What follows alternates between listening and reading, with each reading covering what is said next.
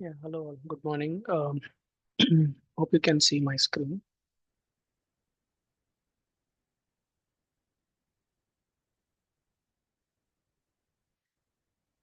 Yeah, so this is our session 5 in our series of discussions on Vedanta.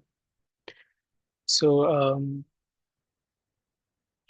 so what did we discuss in our last session, right?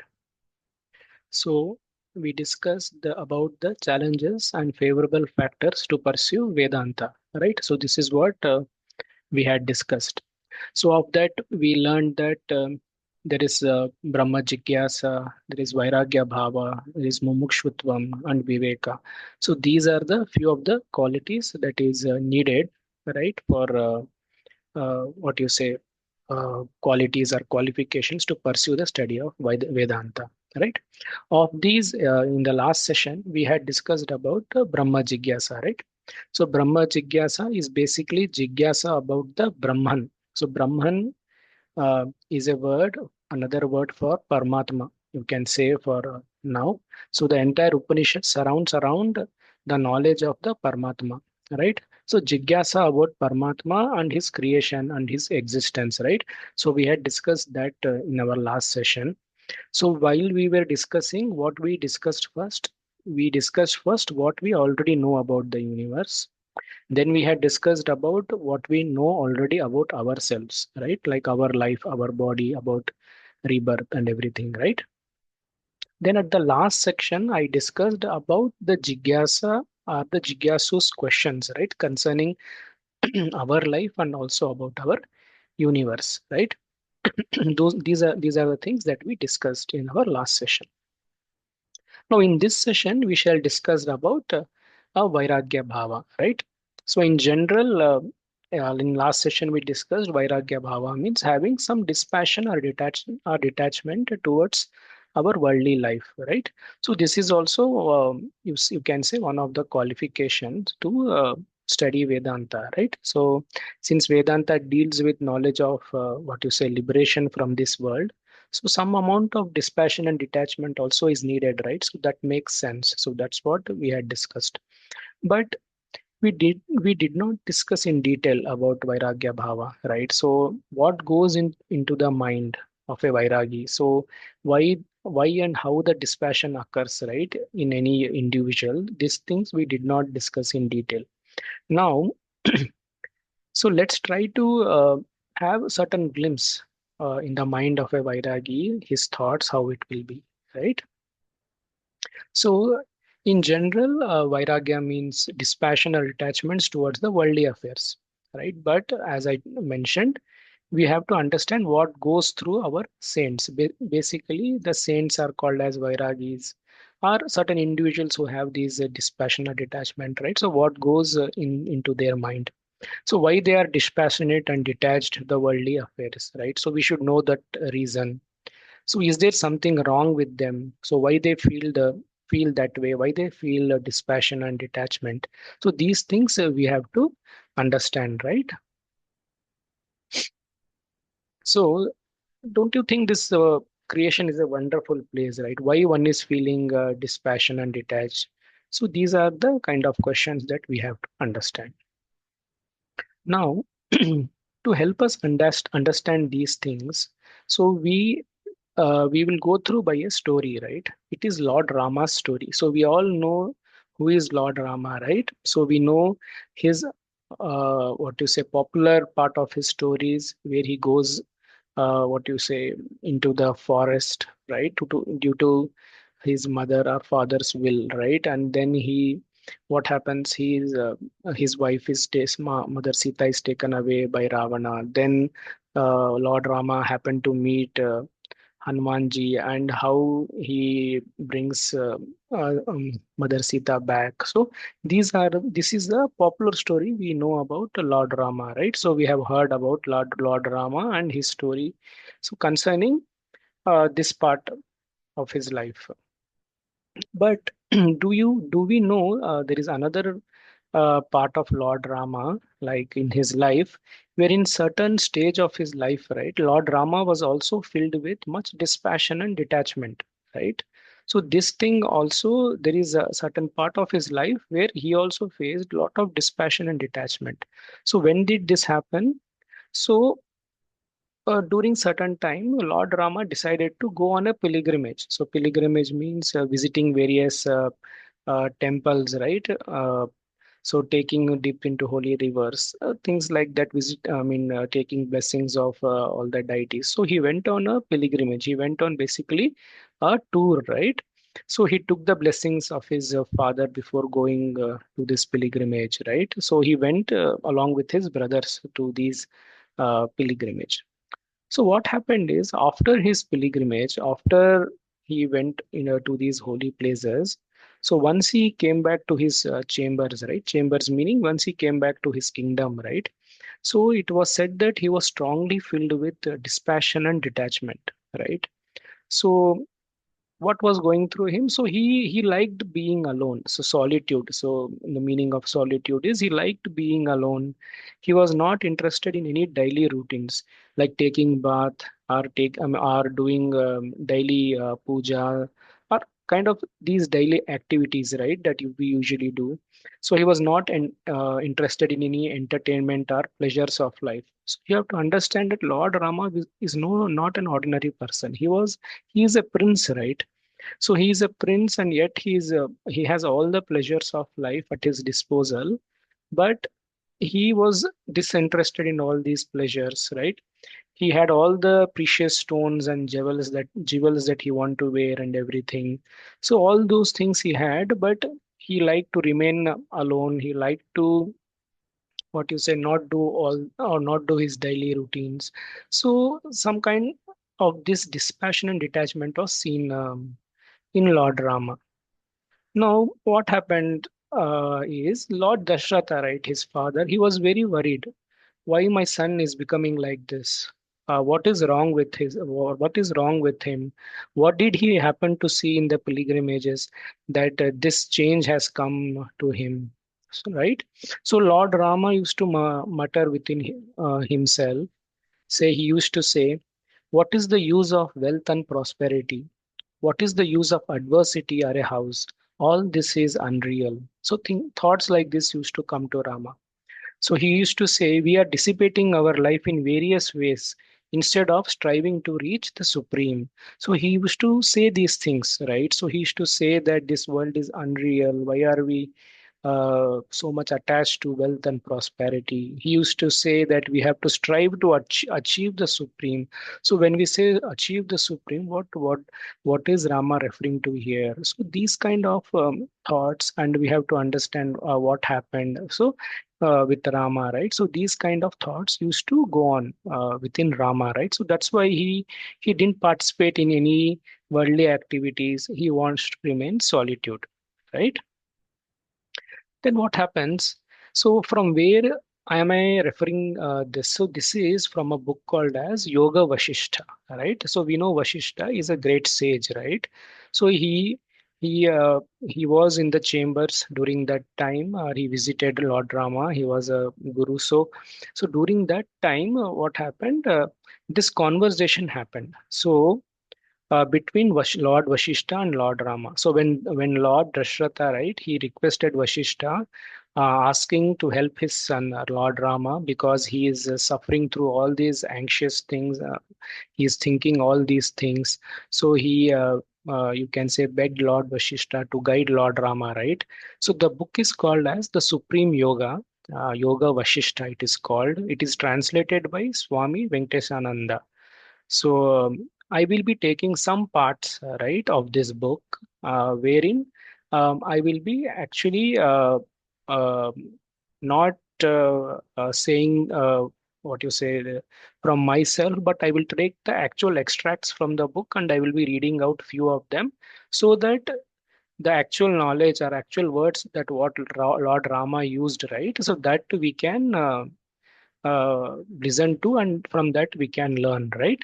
So such is that book. It is a very wonderful book. If you find time, you can go through that. So it talks about Lord Rama's questions about his dispassion and about existence, and what Lord Vashishta replied to Lord Rama, right? So it contains those teachings. So it is called as the Supreme Yoga, Yoga Vashishta. So you can have a look at that book. Now we will take some extracts from that book, right? So in this book, what happens is, in this conversation, what happens is Lord Rama talks about various aspects of existence and our life. So Lord Rama talks about how the world is a changing place. The first point. So this world is a transient or a changing place. Then Lord Rama talks about the wealth. Lord Rama then talks about the lifespan, how our lifespan is limited. Lord Rama then talks about egotism, how ego affects our life. Lord Rama talks about our restless mind. Our mind is not at rest, always trying and pursuing new things, right? Then Lord Rama talks about our body, how pitiable our body is, how sorrowful our body is. So he talks about those things. Lord Rama talks about childhood. Lord Rama talks about youth and time, right? So these things I have taken the extracts itself from the book. So the next slides and further slides, right? They are not my words, and they are not my sentences. They are Lord Rama's sentences. So please meditate on these words and sentences as I narrate to you, right? So let's see what has gone through Lord Rama, why he has gone into a state of solitudeness, why he has gone into a what you say non-participation to the worldly activities, right? So let's try to discuss that in Lord Rama's statements or Lord Rama's words itself, right? So we will try to learn from that great being Lord Rama. He himself is the Paramatma, right? So we have to understand this. He himself is the Paramatma. He has taken birth as a human being, and such a great opportunity for us to learn by his words, right? So this is not any ordinary person's words or statements, right? So please have a moment and try to meditate on these statements, right? So now, Lord Rama on transient and changing objects of the world. So, so let's listen to this. What Lord Rama has talked about the changing objects of the world, right? So, point one. What do people call happiness, and can it be had in ever changing objects of the world? All beings are born to die and die to be born. I do not perceive any meaning in all these transient phenomena, which are the roots of suffering and sin. Unrelated beings come together, and the mind conjures up a relationship between them. Ignorant of the truth, we have been aimlessly wandering in this dense forest called the world. What is this world? What comes into being grows and dies. How this suffering come to an end? My heart bleeds with sorrow, though I do not shed tears. Surely we are not born slaves sold to a master, yet we live a life of slavery without any freedom whatsoever. So here, Lord Rama, you listen to these statements, is talking about the transient and changing objects of the world. So he's looking for something that is permanent, right? But our world doesn't give us any permanent life here, right? Everything is short. We are born here and we die here, and all the objects and all the human beings, all the animals, plants around us, they all have short life, and in that life we are experiencing so many of our desires and so many of our ambitions we are trying to fulfill. And Lord Rama is asking, what is the use of this when everything is transient, right? So that is about this, right? So please meditate on these statements. One moment. So next, Lord Rama is talking about the wealth, right? So Lord Rama says, useless is wealth, which deludes the ignorant, right? Unsteady and fleeting, this wealth gives numerous worries and generates an insatiable craving for more. Wealth taints the heart even of the wise scholar, a hero, a man of gratitude, and a dexterous and soft spoken person. Wealth and happiness do not dwell together. Rare is that wealthy man who do not have rivals and enemies who scandalize him, right? So here Lord Rama is talking about the wealth, right? So how wealth dilutes the ignorant. So ignorant means a person who does not have proper knowledge, right? So wealth dilutes him, meaning that wealth spoils him. How? Because without knowledge, he thinks that wealth itself is the ultimate goal of human life, right? So he runs behind that wealth itself, right? But we have to understand that the wealth is unsteady and it is fleeting. Fleeting means wealth doesn't stay at one place all the time. The nature of wealth is it tries to move, right? It is unsteady. So this unsteady wealth is running behind this unsteady wealth and fleeting wealth, right? All the time. And he's insatiable. So he's not satisfied with this craving of having more wealth, right? So when we have such an attitude, our hearts, right, they get tainted, they get what you say spoiled. So this is not only with an ignorant person, but a wise scholar, a man of gratitude also, and a man of dexterous, meaning a skilled person also will have fallen to the prey of this wealth, right? So this wealth is such a thing, right? So it does not, what you say, give happiness. When you say wealth and happiness do not dwell together, it is what Rama is telling. Why is he telling this? Because first we struggle and we put in effort to gain that wealth. Later we are worried how to protect that wealth, right? And then we are further worried how to, what you say, grow that wealth. So always this, what you say, this circle is going on when we consider wealth, right? So at last, Lord Rama says, rare is that wealthy man who does not have rivals and enemies who scandalize him. So always there is some evil person always behind this, what you say, a wealthy man who is always ready to, what you say, scandalize him, take away or rob away all this wealth, right? So what is the use of such a wealth?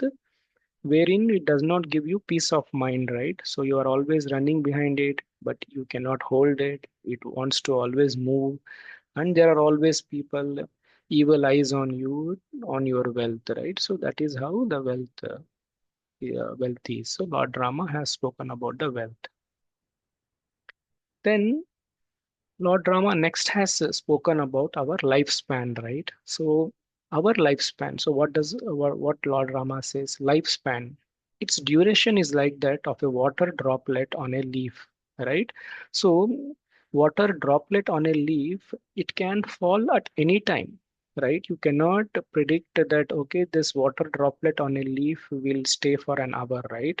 So the duration of our life is also like a water droplet on a leaf. We never know when this life is going to end. We plan and plot about all our future, but the next very minute we don't know. No matter how smart we are, this is the truth, right? This is the life truth that our lifespan is like a water droplet on a leaf. Then the lifespan is fruitful only to those who have self knowledge, right? So Lord Rama says, so if you are blessed with this life and if you are in a human form, then this is only fruitful if you strive for self knowledge. So what is self knowledge? The knowledge that we are discussing right now, right? It is a knowledge about your own self. So Lord Rama says, if you have got a human birth, it is only fruitful if you put in effort to understand your own life, right? So understand your own nature, right? So that is only fruitful. So this life is only fruitful if we are motivated towards understanding our own self, right? So then further Lord Rama says, only he lives who strives to gain self knowledge, which alone is worth gaining in this world, thereby putting an end to future births. Others exist here like donkeys. This is a statement wherein Lord Rama says that we have to strive to gain this self knowledge. We have to strive to know about ourselves, right? So he says that this alone is a thing which is worth gaining, worth acquiring in this world, not the wealth, right? So what is gaining in the what is worth gaining in this world is self knowledge about yourself, because when you have this knowledge, you are going to put an end to your future births, right? So otherwise we are all existing like donkeys, he says. So the term donkeys meaning we are living a foolish lives, right? Because animals do not have this no, what you say intellect, or they do not, or they are not blessed with this capacity to question about their existence, right? Only humans are blessed with it, right? So we have the special intellect to understand our existence, who we are, right? So that's why this alone thing is worth gaining in this world. And with this knowledge, we have to put an end to the future births, right? So that is what Lord Rama is saying. The rat of time gnaws at the lifespan without respite. So here, like the rat, right? It is it bites, right? So similarly, what happens, this time starts to bite our lifespan all the time without a respite, right? So every moment this time is moving, 1 second at a time, 1 minute at a time, it is eating away your life, right? Without respite, without stopping. Can you imagine time being stopped for you? Okay, now I have gained some knowledge, let me have more time. Can you say that? No, the time is always ticking every second, and it is eating your lifespan itself, right? So be careful, and it's like what you say, a warning that by this analogy, that time is always ticking, right? On your lifespan, it is eating your lifespan without respite. So while we are alive, we have to strive to gain this self knowledge, right? That's what Rama is saying here. The termite of diseases eats the very vitals of the living being. So when we are unhealthy or unwell, right? So these diseases are like the termites, right? So how termites eats away all that is there, right? So similarly, these diseases are going to eat all our vitals. Vitals meaning all our vital organs will be affected by by the diseases, right? So such is our lifespan. We never know how the diseases will come at what time, right? We don't know how this time is ticking and eating away our life. So while we are alive, we should always strive to gain this self knowledge, right? So our lives are like a water droplet on a leaf, right? So these things by analogies Lord Rama is trying to explain, right? He is actually putting the questions to Lord Vashishta here. Actually, he's asking these questions and he's explaining his state of being to entire courtroom and also to Lord Vashishta. Just as a cat intent on catching a rat looks at it with great alertness and readiness, death is ever keeping a watch over this lifespan. So how a cat is always trying to keep a watch on the rat, right? So it is looking at every opportunity to devour the rat. So it is looking at every opportunity to kill and eat that rat, right? Similarly, death is keeping ever watch on our lifespan. So when it gets a chance, it wants to take that life out from us, right? So such is the state of our life, right? Such is the unpredictable nature of our life. That is what Rama is discussing. So such an unpredictable life we are leading. So what is the use? So it is only fruitful when we strive to gain this self-knowledge, right? So that is what Lord Rama is saying here. Then further, Lord Rama is talking about egotism, right? So what is he saying? Dreadful enemy of wisdom is egotism. It comes into being in the darkness of ignorance and flourishes in ignorance.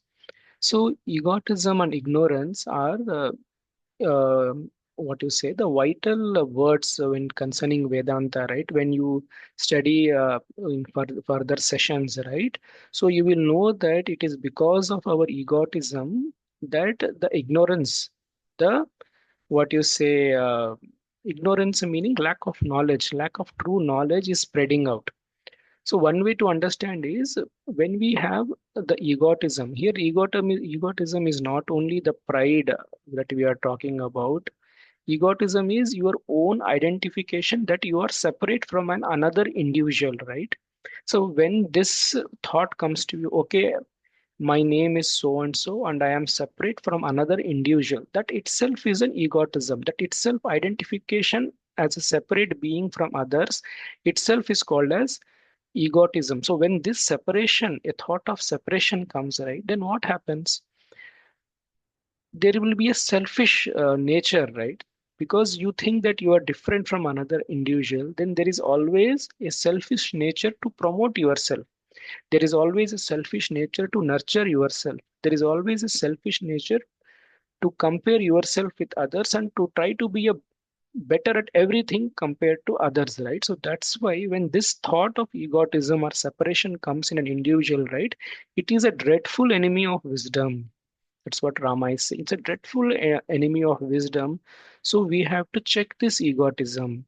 So this egotism, due to this egotism, the darkness of ignorance has flourished, right? So that's what he is meaning by this, how it is a dreadful enemy, right? The next, all suffering surely revolves around egotism, and egotism is the sole cause of mental distress. That's what he's saying. Why all the suffering is caused by this egotism? Your separation fills in a nature of selfishness and also a nature of self-care and nature of comparison, right? So when you looked at these things, right? So all yourself and the world is revolving around these things, right? On selfish nature, self-care, and not identifying others, right? So it is you are a separate individual, so self-care and comparison and these activities are happening. So surely suffering is due to this egotism. I feel that egotism is my worst disease, spreading the net of worldly objects of pleasure. It is this egotism that traps living beings.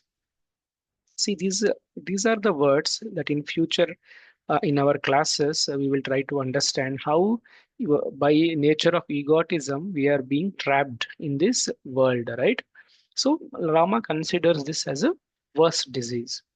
Indeed, all terrible calamities in this world are born of egotism. So, all the disruption, all the what you say calamities in the world are caused by this egotism because of this separation, right?